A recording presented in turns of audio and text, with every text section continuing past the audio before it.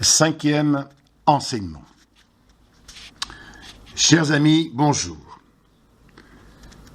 Nous abordons aujourd'hui le cinquième enseignement, pas d'évangélisation sans communion avec Pierre.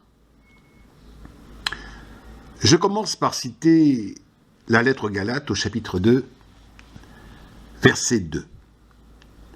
L'évangile que je proclame au milieu des nations païennes, je l'ai exposé à la communauté et aussi en privé aux personnages les plus importants, car je ne voulais pas risquer de courir pour rien, ni avoir couru jusqu'à présent pour rien. Fin de citation. À travers cette citation, on découvre que Paul était animé d'un grand souci apostolique pour la communion de toutes les églises. On retient de lui son expérience si personnelle de Damas, 3 fois racontée par Luc, certainement marquante puisqu'il évoque plusieurs fois, même si c'est de manière elliptique. Mais l'on oublie qu'il a passionnément voulu la communion avec Képhas, avec Pierre et Jérusalem. Le projet de quête qui exprimera la solidarité entre toutes les églises que nous avons évoqué la semaine dernière, a été discuté d'abord avec Képhas. Paul n'a jamais été un chrétien seul. Il a été reçu et catéchisé dans des communautés concrètes, qui étaient en communion avec les apôtres, notamment à Antioche, et il a connu des récits sur Jésus. Il cite les traditions qu'il a reçues de ceux qui ont été chrétiens avant lui. On peut découvrir cela dans la lettre aux Corinthiens, aussi bien au chapitre 15 qu'au chapitre 16. Il conseille l'apôtre Apollos, mais ne veut rien lui imposer. Jamais Paul n'a voulu faire cavalier seul. Et ce qui suit est très important.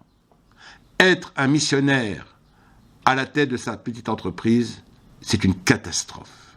C'est pourquoi jamais Paul n'a voulu faire cavalier seul, jamais il a voulu être un missionnaire à la tête de sa petite entreprise. Au contraire, il a voulu que ces églises soient en communion les unes avec les autres et avec l'église mère de Jérusalem et les apôtres. Relisons Galates, « Je montai à Jérusalem pour ne pas risquer d'avoir couru en vain. » Pour l'apôtre, la solidarité entre chrétiens est le signe concret de l'appartenance à un même corps. Elle passe certes par la prière les uns pour les autres, par l'accueil de tous et notamment la prise en compte des faibles par l'effort dans la foi, mais aussi par une solidarité matérielle, financière. Même si les églises locales et communautés ont une grande latitude, elles se doivent de savoir qu'elles appartiennent à une famille plus grande.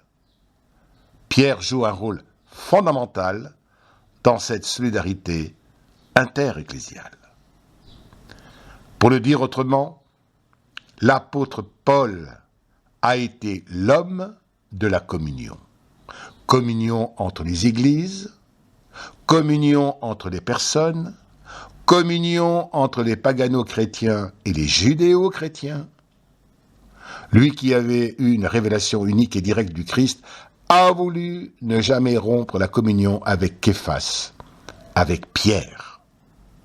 Lui qui disait ne pas devoir son évangile d'un homme a dit que si Képhas, si Pierre l'avait désavoué, il aurait couru en vain. L'expression est forte. Tous ces baptêmes, tous ces signes de puissance, auraient-ils donc pu avoir été accomplis en vain ? On ne peut être missionnaire et témoin du Christ sans être en communion avec Pierre. C'est pourquoi Paul, qui avait initialement pensé ne pas aller à Jérusalem pour la collecte, s'est finalement résolu à s'y rendre. Là aussi, la lettre aux Romains que je cite. Mais maintenant, je vais à Jérusalem pour le service des saints. Fin de citation.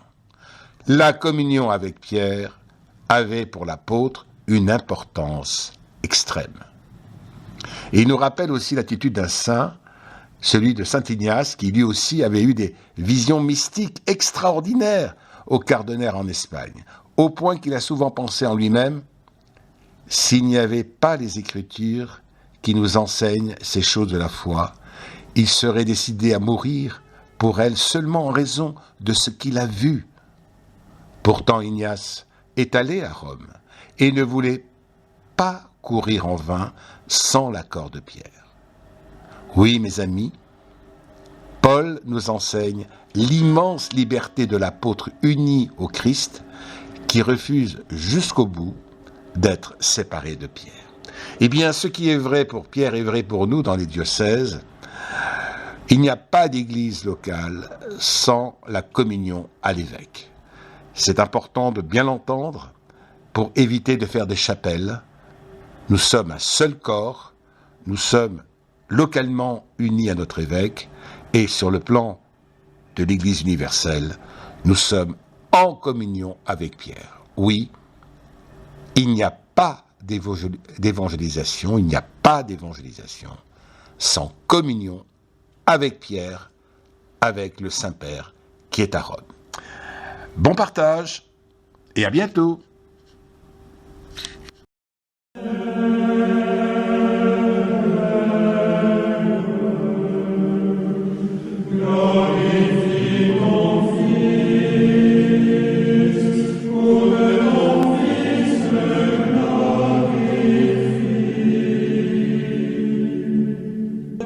Définitivement confondu, tu es juste, délivre-moi, penche vers moi ton oreille.